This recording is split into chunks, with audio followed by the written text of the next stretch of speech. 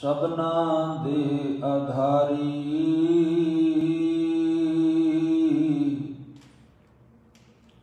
नानक दास संत पाछै परियो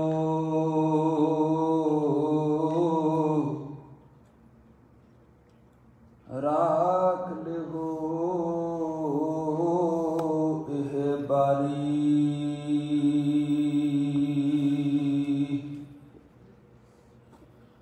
राख लिहो एह बारी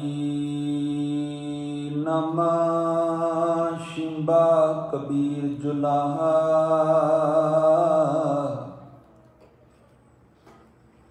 पूरे गुर ते गत पाई ब्रह्म के बेते शब्द पछाणै है ब्रह्म के बेते शब्द पछाणै है हਉ मैं जात गवाई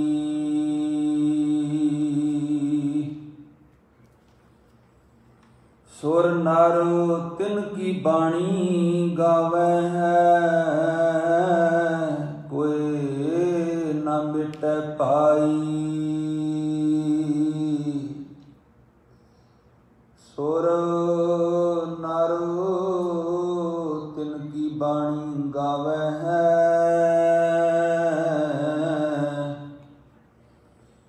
कोई न मिटै पाई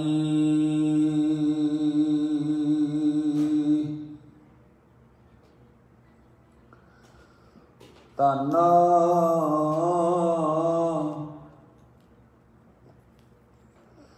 वाहिगुरु साहिब जियो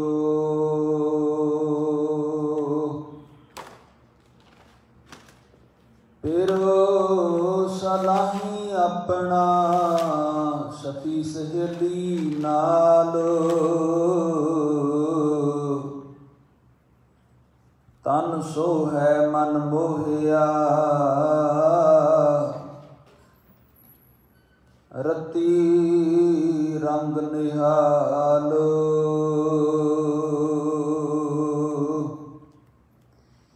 शब्द सवारी सोहणी पिर रावे गुण नाल कामण कामना आवई खोटी अवगणयार ना सुख पईऐ सोहरै झूठ जली बेकार आवण वंजण डखड़ो छोड़ी कंत विसार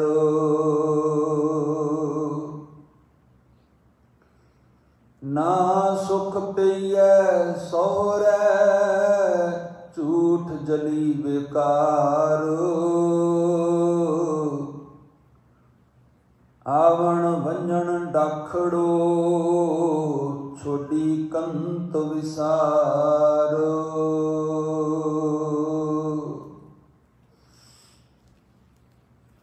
गुरता गद्दी ते विराजमान नमो सूरज सूरज नमो चंद्र चंद्रे के ज़ाहर ज़हूर हैं के हाज़िर हजूर हैं राजान राज पानान पान उपमा महान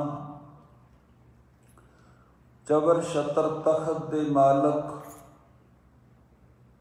गुर की महिमा अगम है क्या कथे कथनहार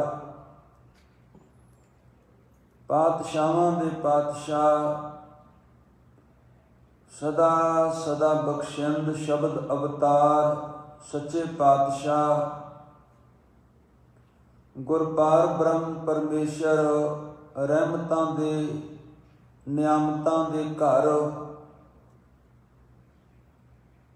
जुगो जुग अटल ਬਖਸ਼ਿੰਦ ਸਤਿਗੁਰੂ ਚਵਰ ਛਤਰ ਤਖਤ ਦੇ ਮਾਲਕ, ਪ੍ਰੀਤਮ ਪਿਆਰੇ ਆਪਣੇ ਮਾਲਕ ਨੂੰ ਨਤਮਸਤਕ ਹੋ ਕੇ ਸ਼ਰਧਾ ਤੇ ਭਾਵਨਾ ਦੇ ਸਹਿਤ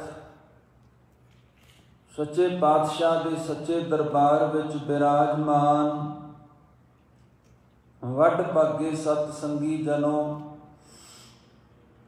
ਸੱਚੇ ਪਾਤਸ਼ਾਹ ਮਹਾਰਾਜ ਨੇ ਜੋ ਲੜੀਵਾਰ ਬਚਨ ਬਖਸ਼ਿਸ਼ ਕੀਤੇ ਹਨ, ਇਹਨਾਂ ਦੀ ਪਾਵਨ ਵਿਚਾਰ ਨਾਲ ਜੁੜੀਏ। ਸਾਹਿਬਾਂ ਦੀ ਪਾਵਨ ਬਾਣੀ ਦਾ ਕੀਰਤਨ ਸਤਿਕਾਰਯੋਗ ਭਾਈ ਗੁਰਪ੍ਰੀਤ ਸਿੰਘ ਜੀ ਹੋਰਾਂ ਪਾਸੋਂ ਆਪਨੇ ਸਰਵਣ ਕੀਤਾ ਹੈ। ਹੁਣ ਬਖਸ਼ੋ ਗੁਰੂ ਘਰ ਦੇ ਇਸ ਅਦਨੀ ਜਿਹੇ ਕੂਕਰ ਨੂੰ ਅਸੀਸਾਂ। ਆਪਾਂ ਗੁਰੂ ਮਹਾਰਾਜ ਦੀ ਸਭ ਤੇ ਉੱਤਮ ਹਰ ਕੀ ਕਥਾ, ਨਾਮ ਸੁਣਤ ਦਰਦ ਦੁੱਖ ਲੱਥਾ ਦੇ ਮਹਾਵਾਕਾਂ ਅਨੁਸਾਰ ਸਾਹਿਬ ਦੀ ਪਵਿੱਤਰ ਕਥਾ ਵਾਰਤਾ ਨਾਲ, ਸਾਹਿਬਾਂ ਦੀ ਸੁੰਦਰ ਕਹਾਣੀ ਨਾਲ ਆਪਣੇ ਮਨਾਂ ਨੂੰ ਜੋੜੀਏ। ਸਤਿਗੁਰੂ ਮਹਾਰਾਜ ਦੀ ਬਖਸ਼ੀ ਫਤਿਹ ਨਾਲ ਸਾਂਝ ਪਾਓ। ਕਰੋ ਜੀ ਰਸਨਾ ਪਵਿੱਤਰ, ਆਖੋ ਗੱਜ ਕੇ ਵਾਹਿਗੁਰੂ ਜੀ ਕਾ ਖਾਲਸਾ ਵਾਹਿਗੁਰੂ ਜੀ ਕੀ ਫਤਿਹ। ਫਿਰ ਸਲਾਹੀ ਆਪਣਾ ਸਖੀ ਸਹੇਲੀ ਨਾਲ। ਸੱਚੇ ਪਾਤਸ਼ਾਹ ਮਹਾਰਾਜ ਬਖਸ਼ਿਸ਼ ਕਰਦੇ ਨੇ ਬਚਨ। ਨਿਰੰਕਾਰੀ ਬਾਬਾ ਜੀ ਧੰਨ ਗੁਰੂ ਨਾਨਕ ਸਾਹਿਬ ਸੱਚੇ ਪਾਤਸ਼ਾਹ ਕਿ ਮੈਂ ਆਪਣੇ ਪਿਰ ਦੀ ਸਿਫਤ ਕਰਾਂ, ਆਪਣੇ ਪਿਰ ਦੀ ਸਿਫਤ ਸਲਾਹ ਕਰਾਂ, ਉਸਤਤ ਕਰਾਂ, ਆਪਣੇ ਮਾਲਕ ਦੀ ਮੈਂ ਸ਼ੋਭਾ ਕਰਾਂ। ਤੇ ਮਹਾਰਾਜ ਜੀ ਕਹਿੰਦੇ ਨੇ ਸਖੀ ਸਹੇਲੀ ਨਾਲ, ਆਪਣੀਆਂ ਸਖੀਆਂ ਸਹੇਲੀਆਂ ਨਾਲ ਰਲ ਕੇ। ਸਖੀਆਂ ਸਹੇਲੀਆਂ ਤੋਂ ਮੁਰਾਦ ਦੇ ਸਤ ਸੰਗਤ ਵਿੱਚ ਬੈਠ ਕੇ ਮੈਂ ਆਪਣੇ ਵਾਹਿਗੁਰੂ ਪ੍ਰਭੂ ਦੀ ਸਿਫਤ ਸਲਾਹ ਦੇ ਵਿੱਚ ਜੁੜਾਂ। ਸਤ ਸੰਗਤ ਇੱਕ ਜ਼ਰੀਆ ਹੈ ਜਿਹਦੇ ਨਾਲ ਵਾਹਿਗੁਰੂ ਦੀ ਉਸਤਤ ਵਿੱਚ ਮਨ ਨੂੰ ਜੋੜੀਦਾ ਹੈ। ਫਿਰ ਮਹਾਰਾਜ ਕਹਿੰਦੇ ਤਨ ਸੋ ਹੈ ਮਨ ਮੋਹਿਆ, ਰੱਤੀ ਰੰਗ ਨਿਹਾਲ। ਉਹਨਾਂ ਦਾ ਜਿਹੜਾ ਤਨ ਹੈ ਉਹ ਸੁੰਦਰ ਹੋ ਜਾਂਦਾ ਹੈ, ਸੋਹਣ ਲੱਗ ਪੈਂਦਾ ਵਾਹਿਗੁਰੂ ਨੂੰ। ਤੇ ਮਨ ਉਹਨਾਂ ਦਾ ਸਤ ਸੰਗਤ ਦੇ ਜ਼ਰੀਏ ਸਤ ਸੰਗਤ ਕਰਨ ਕਰਕੇ, ਸਤ ਸੰਗਤ ਦੀ ਬਰਕਤ ਦੇ ਨਾਲ ਵਾਹਿਗੁਰੂ ਵੱਲੋਂ ਮੋਹਿਆ ਜਾਂਦਾ ਹੈ। ਜਦੋਂ ਕਿ ਪਹਿਲਾਂ ਮਨ ਨੂੰ ਦੁਨੀਆ ਨੇ ਮੋਹਿਆ ਹੁੰਦਾ ਹੈ, ਮਨ ਵਿੱਚ ਵਾਹਿਗੁਰੂ ਦੇ ਸਿਮਰਨ ਦਾ ਪ੍ਰਭਾਵ ਟਿਕ ਜਾਂਦਾ ਹੈ। ਜਿਸ ਕਰਕੇ ਮਹਾਰਾਜ ਗਰੀਬ ਨਵਾਜ ਕਹਿੰਦੇ ਹਨ ਪਰਮਾਤਮਾ ਦੇ ਰੰਗ ਵਿੱਚ ਉਹ ਰੰਗੇ ਜਾਂਦੇ ਨੇ ਵੱਡ ਭਾਗੇ। ਤੇ ਇਹਦਾ ਨਤੀਜਾ ਇਹ ਨਿਕਲਦਾ ਅਖੀਰਲਾ ਬਚਨ ਨਿਹਾਲ ਹੋ ਜਾਂਦੇ ਹਨ। ਉਹਨਾਂ ਨੂੰ ਮਾਲਕ ਦੀ ਕਿਰਪਾ ਹੋ ਜਾਂਦੀ ਉਹਨਾਂ ਉੱਤੇ ਤੇ ਉਹ ਨਦਰੀ ਨਦਰ ਨਿਹਾਲ ਹੋ ਜਾਂਦੇ ਹਨ। ਸ਼ਬਦ ਸਵਾਰੀ ਸੋਹਣੀ ਪਿਰ ਰਾਵੇ ਗੁਣ ਨਾਲ। ਉਹਨਾਂ ਦਾ ਇਹ ਸੋਹਣਾ ਜੀਵਨ ਕਿਵੇਂ ਬਣਦਾ ਹੈ? ਕਿਉਂਕਿ ਉਹਨਾਂ ਨੂੰ ਸ਼ਬਦ ਨੇ ਸਵਾਰ ਦਿੱਤਾ ਹੁੰਦਾ ਹੈ। ਗੁਰੂ ਮਾਲਕ ਦਾ ਸ਼ਬਦ ਜਿਹਨੂੰ ਆਖੀਦਾ ਬਾਣੀ, ਗੁਰਬਾਣੀ ਦੇ ਵਿੱਚ ਇੰਨੀ ਤਾਕਤ ਹੈ। ਗੁਰੂ ਮਾਲਕ ਦੇ ਸ਼ਬਦ ਦਾ ਸੰਗ ਕਰਨ ਕਰਕੇ ਸੱਚੇ ਪਾਤਸ਼ਾਹ ਕਹਿੰਦੇ ਉਹਨਾਂ ਦਾ ਜੀਵਨ ਸਵਰ ਜਾਂਦਾ ਹੈ, ਸੋਹਣਾ ਤੇ ਸ਼ੋਭਨੀਕ ਜੀਵਨ ਬਣ ਜਾਂਦਾ ਹੈ। ਤੇ ਇਸ ਤਰ੍ਹਾਂ ਨਾਲ ਉਹ ਗੁਣਾਂ ਕਰਕੇ ਸੋਹਣੇ ਬਣ ਜਾਂਦੇ ਹਨ, ਸੋਹਣੇ ਸੋਹਣੇ ਗੁਣਾਂ ਦੇ ਮਾਲਕ ਬਣ ਜਾਂਦੇ ਹਨ। ਉਹਨਾਂ ਦੀ ਜ਼ਿੰਦਗੀ ਦੇ ਵਿੱਚੋਂ ਔਗਣ ਬੁਰਾਈਆਂ ਤੇ ਸਾਧ ਸੰਗਤ ਤਮਾਮ ਤਰ੍ਹਾਂ ਦੀ ਦੁਨੀਆ ਦੀ ਭੈੜੀਆਂ ਆਦਤਾਂ ਖਤਮ ਹੋ ਜਾਂਦੀਆਂ ਹਨ। ਤੇ ਗਰੀਬ ਨਵਾਜ ਕਹਿੰਦੇ ਪਿਰ ਰਾਵੇ, ਪਰਮਾਤਮਾ ਪਤੀ ਉਹਨਾਂ ਨੂੰ ਫਿਰ ਰਾਵਦਾ ਹੈ, ਭਾਵ ਪਿਆਰ ਕਰਦਾ ਹੈ। ਇਸ ਤਰ੍ਹਾਂ ਨਾਲ ਵਾਹਿਗੁਰੂ ਦੇ ਦਰ ਦੇ ਉੱਪਰ ਨਾਮ ਜਪਣ ਵਾਲੇ ਪ੍ਰਵਾਨ ਚੜ੍ਹ ਜਾਂਦੇ ਹਨ। ਸੱਚੇ ਪਾਤਸ਼ਾਹ ਮਹਾਰਾਜ ਨੇ ਬਖਸ਼ਿਸ਼ ਕੀਤੀ ਹੈ ਬਚਨਾਂ ਦੀ। ਉਹਨਾਂ ਦਾ ਗੁਣਾਂ ਦੇ ਨਾਲ ਸੋਹਣਾ ਜੀਵਨ ਬਣ ਜਾਂਦਾ ਹੈ। ਔਗਣ ਉਹਨਾਂ ਦੇ ਵਿੱਚੋਂ ਮਿਟ ਜਾਂਦੇ ਜੋ ਸਤ ਸੰਗਤ ਕਰਦੇ ਨਾਮ ਜਪਦੇ ਹਨ। ਸਾਧ ਸੰਗਤ ਗਰੀਬ ਨਵਾਜ ਸੱਚੇ ਪਾਤਸ਼ਾਹ ਜੀ ਦੇ ਘਰ ਵਿੱਚ ਸਤ ਸੰਗਤ ਦੀ ਬੜੀ ਮਹਾਨਤਾ ਹੈ। ਜਿਹੜਾ ਆਪਾਂ ਰਹਿ ਰਾਸ ਸਾਹਿਬ ਦੀ ਬਾਣੀ ਵਿੱਚ ਬਚਨ ਪੜ੍ਹਦੇ ਹਾਂ, ਆਸਾ ਮਹੱਲਾ ਪੰਜਵਾਂ, ਸਾਹਿਬ ਜੀ ਕਿਰਪਾ ਕਰਕੇ ਸਮਝਾਉਂਦੇ ਹਨ ਕਿ ਭਈ ਪ੍ਰਾਪਤ ਮਾਨੁਖ ਦਿਹੁਰੀਆ, ਗੋਬਿੰਦ ਮਿਲਣ ਕੀ ਇਹ ਤੇਰੀ ਬਰੀਆ। ਮਹਾਰਾਜ ਜੀ ਕਹਿੰਦੇ ਅਵਰ ਕਾਜ ਤੇਰੇ ਕਿਤੇ ਨਾ ਕਾਮ, ਮਿਲ ਸਾਧ ਸੰਗਤ ਭਜ ਕੇਵਲ ਨਾਮ।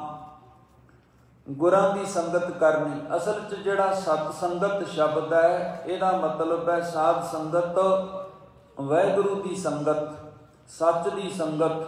ਪਰਮਾਤਮਾ ਹੀ ਸੱਚ ਹੈ ਤੇ ਜਿਹੜੀ ਉਹਦੀ ਸੰਗਤ ਹੈ ਉਹਦਾ ਮਤਲਬ ਹੁੰਦਾ ਹੈ ਮਨ ਗੁਰੂ ਮਾਲਕ ਦੀ ਬਾਣੀ ਨਾਲ, ਗੁਰੂ ਮਾਲਕ ਦੇ ਸੋਹਣੇ ਸ਼ਬਦ ਨਾਲ ਜੁੜਨ ਲੱਗ ਪਿਆ। ਉਹਨੂੰ ਆਖੀਦਾ ਸਤ ਸੰਗਤ। ਸਾਹਿਬ ਨੇ ਬਾਣੀ ਵਿੱਚ ਫਰਮਾਇਆ ਨਾ, ਸਤ ਸੰਗਤ ਕੈਸੀ ਜਾਣੀ ਹੈ। ਸਤਿਗੁਰੂ ਕਹਿੰਦੇ ਕਿਹੋ ਜਿਹੀ ਹੁੰਦੀ ਸਤ ਸੰਗਤ। ਸਤ ਸੰਗਤ ਦੀ ਪਰਿਭਾਸ਼ਾ ਕੀ ਹੈ? ਤੇ ਮਹਾਰਾਜ ਫਿਰ ਅੱਗੋਂ ਜਵਾਬ ਦਿੰਦੇ ਹਨ ਆਪ ਵੀ, ਕਿਉਂਕਿ ਸਾਹਿਬ ਦੀ ਬਾਣੀ ਦੇ ਵਿੱਚ ਬਹੁਤ ਜ਼ਿਆਦਾ ਸਵਾਲ ਤੇ ਜਵਾਬ ਹਨ। ਸਮਝਾਇਆ ਮਹਾਰਾਜ ਨੇ ਬੜੇ ਸੂਖਮ ਰੂਪ ਅੰਦਰ ਜੀਵ ਨੂੰ। ਬਾਣੀ ਬੜੀ ਗਹਿਰੀ ਹੈ। ਮਹਾਰਾਜ ਜੀ ਕਹਿੰਦੇ ਹਨ ਸਤ ਸੰਗਤ ਕੈਸੀ ਜਾਣੀ ਹੈ। ਫਿਰ ਕਹਿੰਦੇ ਜਿੱਥੇ ਇੱਕੋ ਨਾਮ ਵਖਾਣੀ ਹੈ, ਜਿੱਥੇ ਇੱਕ ਵਾਹਿਗੁਰੂ ਦੇ ਨਾਮ ਦਾ ਵਖਿਆਨ ਹੈ। ਇਹਦਾ ਮਤਲਬ ਜਿਹੜਾ ਹਿਰਦਾ ਵਾਹਿਗੁਰੂ ਨਾਲ ਜੁੜਿਆ ਹੋਇਆ ਉਹ ਸਤ ਸੰਗੀ ਹੈ। ਤੇ ਮਾਫੀ ਮੰਗਦਾ ਜਿਹੜਾ ਗੁਰੂ ਮਹਾਰਾਜ ਦੇ ਹਜ਼ੂਰ ਤਨ ਕਰਕੇ ਬੈਠਾ ਹੈ, ਮਨ ਉਹਦਾ ਬਿਜ਼ਨਸ ਦੇ ਵਿੱਚ ਵੜਿਆ ਹੋਇਆ ਹੈ, ਮਨ ਉਹਦਾ ਸਾਧ ਸੰਗਤ ਸੈਰਾਂ ਪੈਰਾਂ ਕਰ ਰਿਹਾ ਹੈ, ਮਨ ਉਹਦਾ ਬਾਜ਼ਾਰ ਵਿੱਚ ਘੁੰਮ ਰਿਹਾ ਹੈ, ਉਹਨੂੰ ਸਤ ਸੰਗੀ ਨਹੀਂ ਕਿਹਾ ਜਾ ਸਕਦਾ, ਉਹਨੂੰ ਬਾਜ਼ਾਰ ਸੰਗੀ ਤੇ ਕਿਹਾ ਜਾ ਸਕਦਾ ਹੈ। ਕਿਉਂਕਿ ਗੱਲ ਤੇ ਮਨ ਦੇ ਜੁੜਨ ਦੀ ਹੈ ਸਾਰੀ। ਸੱਚੇ ਪਾਤਸ਼ਾਹ ਮਹਾਰਾਜ ਦੇ ਘਰ ਵਿੱਚ ਇਸ ਕਰਕੇ ਸਤ ਸੰਗਤ ਦੀ ਮਹਾਨਤਾ ਨੂੰ ਪ੍ਰਗਟ ਕੀਤਾ ਹੈ।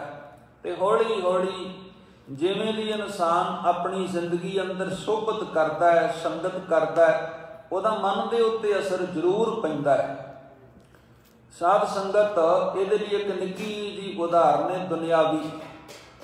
ਵੀ ਇੱਕ ਬੰਦਾ ਬੜਾ ਖੁੱਭ ਕੇ ਕੋਈ ਫਿਲਮ ਵੇਖ ਰਿਹਾ। ਫਿਲਮ ਕੀ ਹੈ? ਝੂਠ ਹੈ ਨਾ, ਫਰੇਬ ਹੈ, ਮਿਥਿਆ ਹੀ ਹੈ, ਸੱਚ ਤੇ ਨਹੀਂ। ਕਿਉਂਕਿ ਉਹ ਬਣਾਈ ਹੋਈ ਇੱਕ ਕਹਾਣੀ ਹੈ। ਉਹਨੂੰ ਉਹਦੇ ਵਿੱਚ ਉਹਦਾ ਮਨ ਪਰਚ ਗਿਆ। ਵੇਖਦਿਆਂ ਵੇਖਦਿਆਂ ਮਨ ਉਹਦੇ ਵਿੱਚ ਜੁੜ ਗਿਆ। ਉਹ ਫਿਲਮ ਦੇ ਵਿੱਚ ਜਿਸ ਤਰ੍ਹਾਂ ਨਾਲ ਸਾਧ ਸੰਗਤ ਨਾਇਕ ਕਰਦਾ ਹੈ, ਨਾਇਕਾ ਕਰਦੀ ਹੈ, ਜਿਵੇਂ ਉਹਦੇ ਪਾਰਟ ਅਦਾ ਕਰਨ ਵਾਲੇ ਵੱਖਰੇ ਵੱਖਰੇ ਅਦਾ ਕਰਨ ਵਾਲੇ ਪਾਰਟ, ਉਹਦੇ ਵਿਚਲੇ ਜਿਹੜੇ ਸਾਧ ਸੰਗਤ ਕਾਰਦਾਰ ਨੇ ਜਿਵੇਂ ਕੰਮ ਕਰਦੇ, ਉਹਨਾਂ ਦੇ ਨਾਲ ਹੀ ਉੱਦਾਂ ਹੀ ਹੱਸਦਾ, ਉੱਦਾਂ ਹੀ ਰੋਂਦਾ ਵੀ ਹੈ। ਇਹਨੂੰ ਕਹਿੰਦੇ ਮਨ ਦੇ ਉੱਤੇ ਅਸਰ ਪੈਂਦਾ ਹੈ। ਬਾਣੀ ਦੇ ਵਿੱਚ ਇਸ ਕਰਕੇ ਸੱਚੇ ਪਾਤਸ਼ਾਹ ਨੇ ਆਖਿਆ ਵੀ ਕਬੀਰ ਏਕ ਘੜੀ ਆਦੀ ਘੜੀ ਆਦੀ ਘੜੀ ਆਦੀ ਹੂੰ ਤੇ ਆਦੋ, ਤੂੰ ਸਤ ਸੰਗਤ ਕਰ। ਬਾਬਾ ਜੀ ਕਹਿੰਦੇ ਇੱਕ ਘੜੀ ਕਰ ਭਾਵੇਂ। ਘੜੀ ਦਾ ਮਤਲਬ 24 ਮਿੰਟ, ਫਿਰ ਅੱਧੀ ਘੜੀ 12 ਮਿੰਟ, ਅੱਧੀ ਨਹੀਂ ਕਰਨੀ ਤੇ ਘੱਟੋ ਘੱਟ 6 ਮਿੰਟ ਹੀ ਪਰਮਾਤਮਾ ਦੀ ਬੰਦਗੀ ਕਰ। ਆਦਿ ਹੁਣ ਤੇ ਆਦ ਭਗਤਨ ਸੇਤੀ ਗੋਸ਼ਟੇ ਜੋ ਕੀਨੇ ਸੋ ਲਾਭ। ਇਹਦੇ ਨਾਲ ਤੈਨੂੰ ਲਾਭ ਦਾ ਮਤਲਬ ਹੈ ਰੂਹਾਨੀ ਜੀਵਨ ਦੇ ਵਿੱਚ ਬਹੁਤ ਵੱਡਾ ਮੁਨਾਫਾ ਹੋਵੇਗਾ। ਇਹ ਨਫੇ ਵਾਲਾ ਲਾਹਾ ਹੈ। ਸੱਚੇ ਪਾਤਸ਼ਾਹ ਦੀ ਬਾਣੀ ਦੇ ਵਿੱਚ ਸਾਧ ਸੰਗਤ ਇਸ ਕਰਕੇ ਸਤ ਸੰਗਤ ਦੀ ਮਹਾਨਤਾ ਦੱਸੀ ਹੈ ਤੇ ਵੱਖਰੀਆਂ ਵੱਖਰੀਆਂ ਤਸ਼ਬੀਹਾਂ ਦੇ ਨਾਲ ਇਹਦੀ ਮਹਾਨਤਾ ਨੂੰ ਦਰਸਾਇਆ। ਦ੍ਰਿਸ਼ਟਾਂਤ ਵੱਖਰੇ ਵੱਖਰੇ ਦਿੱਤੇ ਨੇ। ਇੱਕ ਜਗ੍ਹਾ ਸਾਹਿਬ ਦੀ ਬਾਣੀ ਵਿੱਚ ਬਾਬਾ ਭਗਤ ਕਬੀਰ ਸ਼੍ਰੋਮਣੀ ਭਗਤ ਜੀ ਕਹਿੰਦੇ ਨੇ ਕਬੀਰ ਚੰਦਨ ਕਾ ਬਿਰਵਾ ਭਲਾ। ਚੰਦਨ ਦਾ ਬੂਟਾ ਕਹਿੰਦੇ ਚੰਗਾ ਹੈ, ਭਲਾ ਹੈ। ਕਿਉਂ ਚੰਗਾ ਹੈ? ਚੰਦਨ ਕਾ ਬਿਰਵਾ ਭਲਾ, ਬੇੜਿਓ ਢਾਕ ਪਲਾਸ਼ ਢੱਕ ਦੇ ਬੂਟੇ ਦੇ ਕੋਲ ਉੱਗਿਆ। ਚੰਦਨ ਦਾ ਬੂਟਾ ਹੁੰਦਾ 52 ਉਂਗਲਾਂ ਚਿੱਟੇ ਰੰਗ ਦਾ, ਜਿਹੜਾ ਪਿਓਰ ਚੰਦਨ ਹੁੰਦਾ ਹੈ। ਤੇ ਸਾਧ ਸੰਗਤ ਸੰਤ ਸਿੰਘ ਮਸਕੀਨ ਜੀ ਇਹ ਕਿਆ ਕਰਦੇ ਸੀ ਵੀ ਦੁਨੀਆ ਵਿੱਚ ਇੱਕੋ ਹੀ ਥਾਂ ਦੇ ਉੱਤੇ ਹੁੰਦਾ, ਮਹਾਰਾਸ਼ਟਰ ਦੇ ਵਿੱਚ ਥੋੜਾ ਜਿਹਾ ਇਲਾਕਾ ਹੈ। ਮੇਰੀ ਇਹਦੇ ਬਾਰੇ ਕੋਈ ਬਹੁਤੀ ਸਟੱਡੀ ਨਹੀਂ ਤੇ ਨਾ ਮੈਨੂੰ ਇਹਦੇ ਬਾਰੇ ਕੋਈ ਜਾਣਕਾਰੀ ਹੈ। ਖੈਰ ਉਹ ਜਿਹੜਾ ਚੰਦਨ ਦਾ ਬੂਟਾ, ਪਿਓਰ ਚੰਦਨ, ਮਹਾਰਾਜ ਦੀ ਬਾਣੀ ਕਹਿੰਦੀ ਹੈ ਸਾਰੇ ਬੂਟਿਆਂ ਨੂੰ ਆਪਣੀ ਤਰ੍ਹਾਂ ਖੁਸ਼ਬੂਦਾਰ ਕਰ ਦਿੰਦਾ ਹੈ। ਉਸੇ ਤਰ੍ਹਾਂ ਨਾਲ ਉਹ ਸਭਨਾ ਬੂਟਿਆਂ ਵਿੱਚ ਇੱਕ ਕੇਵਲ ਬਾਂਸ ਨੂੰ ਛੱਡ ਕੇ ਸਾਰਿਆਂ ਦੇ ਵਿੱਚੋਂ ਖੁਸ਼ਬੂਆਂ ਆਉਂਦੀਆਂ ਹਨ। ਖਾਸ ਰੁੱਤ ਦੇ ਵਿੱਚ ਸਾਰੇ ਬੂਟੇ ਉਹਦੇ ਤੋਂ ਮੁਅੱਤਸਰ ਹੁੰਦੇ ਹਨ ਤੇ ਖੁਸ਼ਬੂਦਾਰ ਹੋ ਜਾਂਦੇ ਹਨ, ਕਿਉਂਕਿ ਚੰਦਨ ਦੇ ਵਿੱਚ ਇਹ ਕਲਾ ਹੈ। ਇਸ ਕਰਕੇ ਆਪ ਫਰਮਾਉਂਦੇ ਨੇ, ਕਬੀਰ ਚੰਦਨ ਕਾ ਬਿਰਵਾ ਭਲਾ ਬੇੜਿਓ ਢਾਕ ਪਲਾਸ, ਓਏ ਵੀ ਚੰਦਨ ਹੋਏ ਰਹੇ ਬਸੇ ਜੋ ਚੰਦਨ ਪਾਸ। ਇਸ ਕਰਕੇ ਗੁਰਾਂ ਦੇ ਹਜ਼ੂਰ ਆਉਣਾ, ਗੁਰੂ ਮਹਾਰਾਜ ਸੱਚੇ ਪਾਤਸ਼ਾਹ ਦਾ ਕੀਰਤਨ ਸੁਣਨਾ, ਕਥਾ ਸੁਣਨੀ ਤਾਂ ਜ਼ਰੂਰੀ ਹੈ। ਸਾਧ ਸੰਗਤ, ਸਤ ਸੰਗਤ ਦੀ ਮਹਾਨਤਾ ਹੈ। ਸਾਹਿਬ ਦੇ ਘਰ ਵਿੱਚ ਭਾਈ ਸਾਹਿਬ ਭਾਈ ਨੰਦ ਲਾਲ ਸਾਹਿਬ ਜੀ ਹੋਰਾਂ ਦਾ ਬਚਨ ਆਉਂਦਾ, ਆਪ ਕਹਿੰਦੇ ਨੇ, ਆ ਹਜ਼ੂਮੇ ਖੁਸ਼ ਕੇ ਬਹਿਰੇ ਬੰਦਗੀਸਤ, ਆ ਹਜ਼ੂਮੇ ਖੁਸ਼ ਕੇ ਬਹਿਰੇ ਜ਼ਿੰਦਗੀਸਤ। ਉਹਨਾਂ ਲੋਕਾਂ ਦੀ ਸੰਗਤ ਕਰ ਜਿਹੜੇ ਬੰਦਗੀ ਦੇ ਵਾਸਤੇ ਇਕੱਠੇ ਹੋਏ ਨੇ, ਉਹਨਾਂ ਲੋਕਾਂ ਦੀ ਸੋਹਬਤ ਕਰ, ਸੰਗਤ ਕਰ, ਜਿਨ੍ਹਾਂ ਦਾ ਮਕਸਦ ਹੈ ਰੂਹਾਨੀ ਜੀਵਨ ਦੀ ਪ੍ਰਾਪਤੀ। ਇਸ ਕਰਕੇ ਸਤ ਸੰਗਤ ਦਾ ਮਤਲਬ ਕੇਵਲ ਇਹ ਹੀ ਨਿਕਲਦਾ ਹੈ ਕਿ ਜਿਹੜਾ ਨਾਮ ਦੇ ਵਿੱਚ ਜੁੜਿਆ ਹੋਇਆ ਹੈ, ਜਿਹੜਾ ਗੁਰੂ ਮਾਲਕ ਦੀ ਸੋਹਬਤ ਕਰਦਾ ਹੈ ਤੇ ਨਾਮ ਜਪਦਾ ਹੈ। ਤੇ ਸਾਧ ਸੰਗਤ ਦੁਨਿਆਵੀ ਬੜੀਆਂ ਉਦਾਹਰਨਾਂ ਹਨ ਜਿੱਥੋਂ ਪਤਾ ਲੱਗਦਾ ਹੈ ਕਿ ਸੰਗਤ ਦਾ ਅਸਰ ਮਨ ਦੇ ਉੱਤੇ ਪੈਂਦਾ ਹੀ ਪੈਂਦਾ ਹੈ। ਮਨ ਸੰਗਤ ਦਾ ਅਸਰ ਕਬੂਲਦਾ ਹੈ।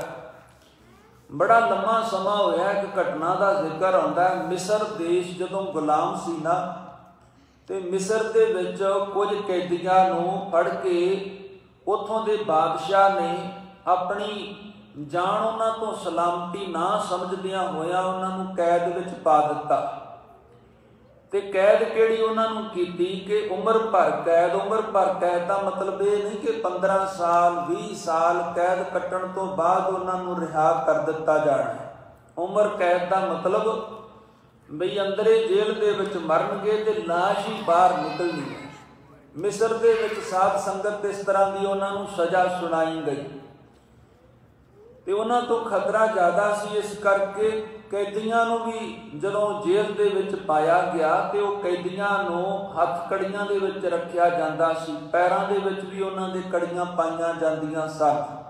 ਇਸੇ ਤਰ੍ਹਾਂ ਦਿਨ ਰਾਤ ਉਹਨਾਂ ਨੇ ਰਹਿਣਾ।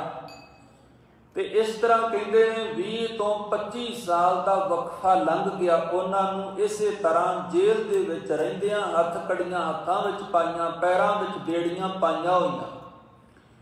ਜਿਸ ਵਕਤ ਇੰਨਾ ਸਮਾਂ ਗੁਜ਼ਰ ਗਿਆ ਤੇ ਉਸ ਤੋਂ ਬਾਅਦ ਮਿਸਰ ਦੇ ਵਿੱਚ ਆਈ ਕ੍ਰਾਂਤੀ। ਰਾਜ ਨੇ ਪਲਟਾ ਮਾਰਿਆ। ਰਾਜ ਪਲਟਦੇ ਨੇ ਸਾਧ ਸੰਗਤ। ਇਹ ਗੱਲ ਵੱਖਰੀ ਹੈ ਵੀ ਅੱਜ 15 ਅਗਸਤ ਹੈ ਨਾ ਤੇ ਆਜ਼ਾਦੀ ਦਿਹਾੜਾ ਮਨਾਇਆ ਜਾ ਰਿਹਾ, ਪਰ ਜਿਹੜਾ ਸਿੱਖ ਹੈ ਉਹਦਾ ਤੇ ਹਿਰਦਾ ਵਲੁੰਦਰਿਆ ਪਿਆ, ਉਹਦੇ ਨੂੰ ਕਾਲੇ ਦਿਨ ਦੇ ਰੂਪ ਦੇ ਵਿੱਚ ਮਨਾ ਰਿਹਾ, ਕਿਉਂਕਿ ਆਜ਼ਾਦੀ ਸਾਨੂੰ ਕਾਹਦੀ ਮਿਲੀ ਹੈ। ਵੱਡੀ ਗੱਲ ਇਹ ਹੈ ਤੇ ਅਹਿਮ ਗੱਲ ਇਹ ਹੈ ਸਾਧ ਸੰਗਤ, ਇਹ ਆਜ਼ਾਦੀ ਦਿਹਾੜਾ ਨਹੀਂ। ਪੁਰਾਣੇ ਜਿਹੜੇ ਬਜ਼ੁਰਗ ਸਨ ਨਾ ਇਹਨੂੰ ਸਾਧ ਸੰਗਤ ਉਜਾੜਾ ਕਿਆ ਕਰਦੇ ਸੀ। ਉਜਾੜਾ ਬੜਾ ਵੱਡਾ ਹੋਇਆ, ਬੜੇ ਵੱਡੇ ਅਤਿਆਚਾਰ ਹੋਏ, ਦੇਸ਼ ਦੋ ਹਿੱਸਿਆਂ ਦੇ ਵਿੱਚ ਵੰਡਿਆ ਗਿਆ। ਤੇ ਜਦੋਂ ਦੋਵਾਂ ਹਿੱਸਿਆਂ ਵਿੱਚ ਵੰਡਿਆ ਗਿਆ ਕਿੰਨਾ ਕਤਲੋ ਗਾਰਤ ਹੋਇਆ ਹੈ। ਪਰ ਘੱਟੋ ਘੱਟ ਸੱਚ ਤੇ ਇਹ ਹੀ ਹੈ ਨਾ, ਜੇ ਸੱਚ ਨੂੰ ਅਸੀਂ ਪ੍ਰਵਾਨ ਕਰੀਏ ਕਿ ਸਿੱਖਾਂ ਨੂੰ ਤੇ ਇਹਦੇ ਵਿੱਚੋਂ ਕੁਝ ਨਹੀਂ ਮਿਲਿਆ। ਉਹ ਗੱਲ ਵੱਖਰੀ ਹੈ ਵੀ ਵੱਖਰਾ ਦੇਸ਼ ਮਿਲਦਾ ਸੀ ਉਸ ਵਕਤ, ਪਰ ਇਹਦੇ ਵਿੱਚ ਵੀ ਤੇ ਕੋਈ ਸ਼ੱਕ ਨਹੀਂ ਨਾ ਵੀ ਸ਼ੁਰੂ ਤੋਂ ਲੈ ਕੇ ਅੱਜ ਤੱਕ ਜਿਹੜੇ ਸਾਧ ਸੰਗਤ ਕੌਮ ਦੇ ਲੀਡਰ ਨੇ ਉਹ ਗਦਾਰ ਹੀ ਰਹੇ ਨੇ। ਅੱਜ ਕਿਹੜੇ ਨਹੀਂ ਗਦਾਰ। ਇਹਨਾਂ ਦੇਸ਼ਾਂ ਦੇ ਵਿੱਚ ਵੀ ਤੇ ਕੈਟ ਰਹਿੰਦੇ ਨਾ, ਜਿਹੜੇ ਗੁਰੂ ਘਰਾਂ ਦੇ ਵਿੱਚ ਹੀ ਬਹਿਣਗੇ, ਤੁਹਾਡੇ ਨਾਲ ਹੀ ਬਹਿਣਗੇ, ਮੋਢੇ ਨਾਲ ਮੋਢਾ ਜੋੜ ਕੇ। ਤੇ ਮਾਫੀ ਮੰਗਦਾ ਦਾੜੇ ਵੀ ਰੱਖੇ ਹੋਣਗੇ, ਉੱਪਰ ਦੀ ਹੋ ਸਕਦਾ ਗਾਤਰਾ ਵੀ ਪਾਇਆ ਹੋਵੇ, ਤੇ ਹੋਵੇਗਾ ਪੰਥ ਦਾ ਗਦਾਰ। ਉਹ ਇਸ ਕਰਕੇ ਕਿਉਂਕਿ ਉਹ ਸਾਧ ਸੰਗਤ ਸਰਕਾਰੀ ਹੈ, ਉਹ ਗੁਰੂ ਦਾ ਨਹੀਂ ਹੈ। ਸੱਚੇ ਪਾਤਸ਼ਾਹ ਖਿਮਾ ਕਰੇ ਤੇ ਸਮਤ ਬਖਸ਼ੇ। ਖੈਰ ਸਾਧ ਸੰਗਤ ਜੀ, ਜਿਸ ਵਕਤ ਮਿਸਰ ਦੇ ਵਿੱਚ ਆਜ਼ਾਦੀ ਆਈ, ਮੈਂ ਥੋੜ੍ਹੀ ਜਿਹੀ ਗੱਲ ਕਹਿਣੀ ਚਾਹੁੰਦਾ। ਮਹਾਂਪੁਰਸ਼ਾਂ ਦੇ ਕਦੇ ਬਚਨ ਝੂਠੇ ਨਹੀਂ ਨਿਕਲਦੇ, ਸਮਾਂ ਆਉਣ ਦੇ ਉੱਤੇ ਹੀ ਪਤਾ ਲੱਗਦਾ ਹੈ। ਤੇ ਇਹ ਜਿਹੜਾ ਸਮਾਂ ਉਹ ਅਦਲ ਬਦਲ ਹੁੰਦਾ ਹੀ ਰਹਿੰਦਾ ਹੈ। ਸਮਾਂ ਜਿਹੜਾ ਹੈ ਨਾ, ਆਪਣੇ ਨਾਲ ਬੜੀ ਵੱਡੀ ਤਬਦੀਲੀ ਲੈ ਕੇ ਆਉਂਦਾ ਹੈ। ਸਮਾਂ ਹਮੇਸ਼ਾ ਇੱਕੋ ਜਿਹਾ ਨਹੀਂ ਰਹਿੰਦਾ ਜ਼ਿੰਦਗੀ ਦੇ ਵਿੱਚ। ਇਹ ਆਪਾਂ ਨਿੱਜੀ ਜ਼ਿੰਦਗੀ ਦੇ ਵਿੱਚ ਵੀ ਨੋਟ ਕਰੀਏ ਵੀ ਦਿਲ ਛੱਡਣ ਵਾਲੀ ਗੱਲ ਨਹੀਂ ਹੁੰਦੀ ਵੀ ਮੇਰੀ ਜ਼ਿੰਦਗੀ ਵਿੱਚ ਦੁੱਖ ਨੇ, ਕਲੇਸ਼ ਨੇ, ਬਿਮਾਰੀ ਹੈ। ਸਮੇਂ ਦੇ ਨਾਲ ਬੜੀ ਅਦਲ ਬਦਲ ਹੁੰਦੀ ਰਹਿੰਦੀ ਹੈ। ਸਾਧ ਸੰਗਤ ਜੀ, ਬਾਬਾ ਕਰਤਾਰ ਸਿੰਘ ਭਿੰਡਰਾਂ ਵਾਲੇ ਕਿਆ ਕਰਦੇ ਸਨ ਵੀ 2021 ਦੇ ਵਿੱਚ ਜਿਹੜਾ ਇਹ ਪਾਕਿਸਤਾਨ ਦਾ ਬਾਰਡਰ ਖਤਮ ਹੋ ਜਾਣਾ, ਰੱਬ ਕਰੇ ਇਸ ਤਰ੍ਹਾਂ ਹੀ ਹੋਵੇ। ਖੈਰ, ਜਦੋਂ ਸਾਧ ਸੰਗਤ, ਮੈਂ ਅਰਜ਼ ਕਰ ਰਿਹਾ ਸੀ, ਮਿਸਰ ਵਿੱਚ ਕ੍ਰਾਂਤੀ ਆਈ, ਰਾਜ ਬਦਲਿਆ, ਰਾਜ ਨੇ ਪਲਟਾ ਮਾਰਿਆ ਤੇ ਕੈਦੀਆਂ ਨੂੰ ਤੇ ਆਜ਼ਾਦ ਕਰਨਾ ਹੀ ਸੀ ਨਾ। ਉਹਨਾਂ ਦੀਆਂ ਹੱਥ ਕੜੀਆਂ, ਪੈਰਾਂ ਦੀਆਂ ਬੇੜੀਆਂ ਵੱਢ ਦਿੱਤੀਆਂ। ਜਾਓ, ਤੁਸੀਂ ਆਜ਼ਾਦ ਹੋ, ਚਲੇ ਜਾਓ ਬਾਹਰ, ਵੀ ਤੁਸੀਂ ਸੁਤੰਤਰ ਹੋ। ਤੇ ਜਿਹੜੇ ਸਾਧ ਸੰਗਤ ਤੋਂ ਕੈਦੀ ਸਨ, ਉਹਨਾਂ ਨੂੰ ਹੱਥ ਕੜੀਆਂ ਨਾਲ, ਪੈਰਾਂ ਦੀਆਂ ਬੇੜੀਆਂ ਨਾਲ ਕਹਿੰਦੇ ਇੰਨਾ ਪਿਆਰ ਪੈ ਗਿਆ। ਉਹ ਕਹਿੰਦੇ ਅਸੀਂ ਕਿੱਥੇ ਜਾਣਾ, ਸਾਡਾ ਤੇ ਇਹੀ ਘਰ ਹੈ।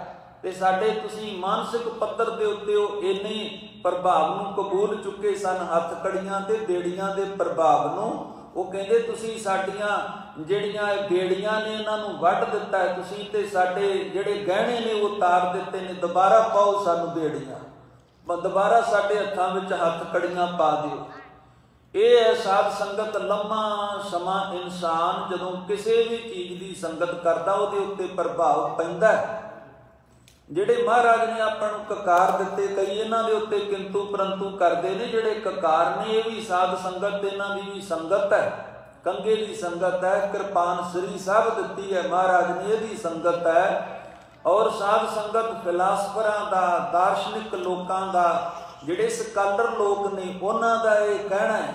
ਮੈਨੂੰ ਥੋੜ੍ਹੀ ਜਿਹੀ ਗੱਲ ਚੇਤੇ ਆ ਗਈ। ਜਿਹੜਾ ਸਵਾਮੀ ਰਾਮ ਤੀਰਥ ਦੰਡੀ ਸੰਨਿਆਸੀ ਹੋਇਆ ਨਾ, ਉਹ ਸਾਧ ਸੰਗਤ ਭਾਰਤ ਦੇ ਜਿਹੜੇ ਧਰਮ ਹਨ, ਭਾਰਤ ਦੀ ਜਿਹੜੀ ਸੰਸਕ੍ਰਿਤ ਹੈ, ਉੱਥੋਂ ਦਾ ਬੜਾ ਉਹਨੇ ਅਧਿਐਨ ਕੀਤਾ ਹੈ। ਸਵਾਮੀ ਰਾਮ ਤੀਰਥ ਦੰਡੀ ਸੰਨਿਆਸੀ। ਤੇ ਮਾੜਾ ਜੇ ਆਪਾਂ ਆਖੀਏ ਨਾ, ਮਾੜਾ ਕਿਸੇ ਨੂੰ, ਤੇ ਅੱਲਾ ਯਾਰ ਰੱਖਾਂ ਜੋਗੀ ਜੀ ਦਾ ਬਚਨ ਬੜਾ ਦਿਲ ਨੂੰ ਟੁੰਬਦਾ ਹੈ।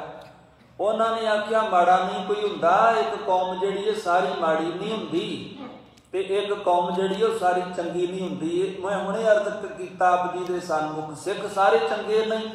ਸਿੱਖਾਂ ਦੇ ਵਿੱਚ ਸਾਧ ਸੰਗਤ ਸਿੱਖ ਨੇ ਗਦਾਰ। ਇਸ ਕਰਕੇ ਬਚਨ ਬਣਿਆ ਹੋਇਆ ਵੀ ਸਿੱਖ ਸਿੱਖ ਨੂੰ ਨਾ ਮਾਰੇ ਤੇ ਕੌਮ ਕਦੇ ਨਾ ਹਾਰੇ।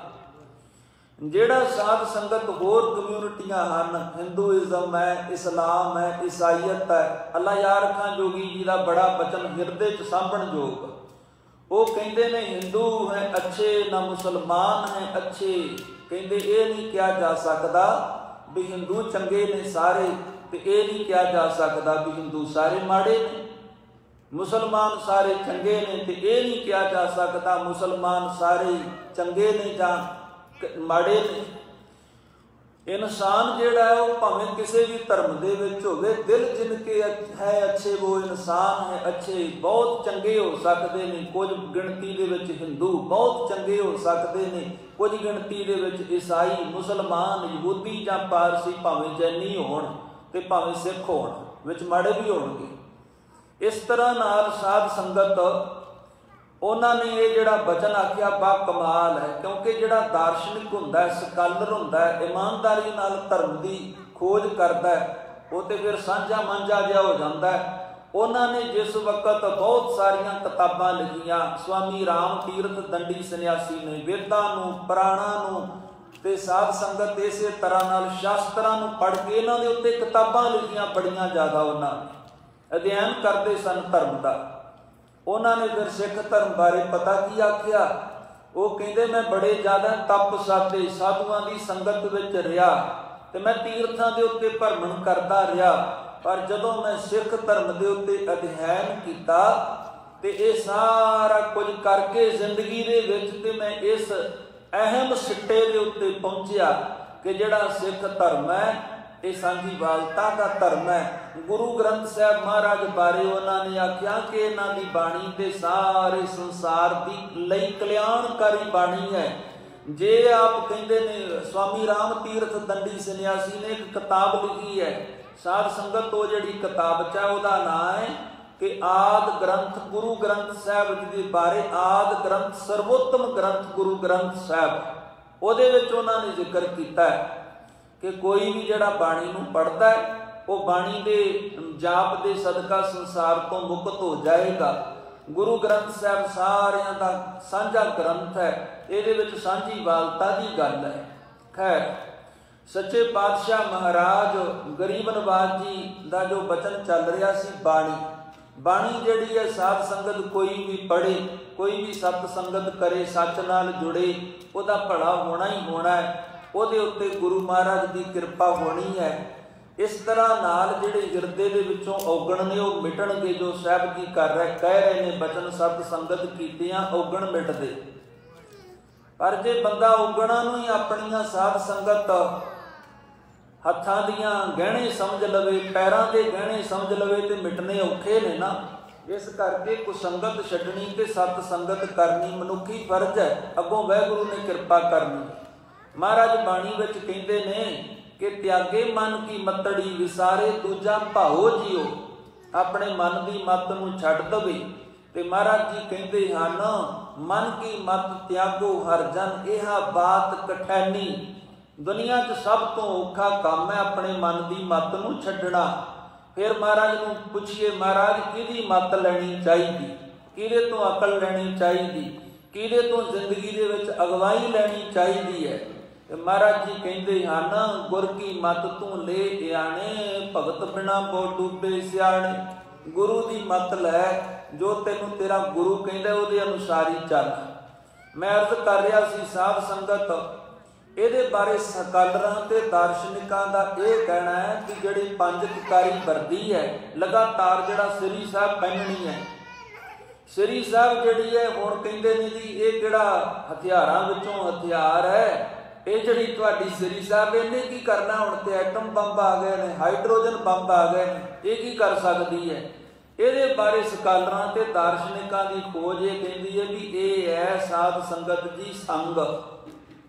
ਇਹਦੀ ਜਦੋਂ ਲਗਾਤਾਰ ਸੰਗਤ ਕੀਤੀ, ਗਲ ਦੇ ਵਿੱਚ ਇਹਨੂੰ ਪਿਆਰ ਦੇ ਨਾਲ ਪਾਇਆ, ਇੱਕ ਤੇ ਰੱਬ ਦੀ ਰਹਿਮਤ ਹੁੰਦੀ ਹੈ, ਦੂਜੀ ਗੱਲ ਸਰਬਲੋਹ ਦਾ ਪਿਆਰ ਦੱਸਿਆ ਕਲਗੀਧਰ ਪਿਤਾ ਨੇ, ਤੀਸਰੀ ਸਾਧ ਸੰਗਤ ਅਹਿਮ ਗੱਲ ਇਹ ਕਿ ਇਹਦਾ ਸੰਗਤ ਕਰਨ ਦੇ ਨਾਲ ਅੰਦਰੋਂ ਜ਼ਮੀਰ ਉੱਠ ਪਵੇਗੀ। ਮਰੀ ਹੋਈ ਅਣਖ, ਜਿਹਦੇ ਵਿੱਚ ਅਣਖ ਨਹੀਂ, ਜਿਹਦੀ ਜ਼ਮੀਰ ਮਰ ਚੁੱਕੀ ਹੈ, ਉਹਨੂੰ ਤੇ ਭਾਵੇਂ ਹੱਥ ਵਿੱਚ ਸਾਧ ਸੰਗਤ ਕਿੰਨਾ ਵੀ ਵੱਡੇ ਤੋਂ ਵੱਡਾ ਹਥਿਆਰ ਫੜਾ ਦੇ, ਉਹਦੇ ਤੇ ਹੱਥ ਕੰਬਣਗੇ, ਚਲਾ ਹੀ ਨਹੀਂ ਨਾ ਸਕਦਾ।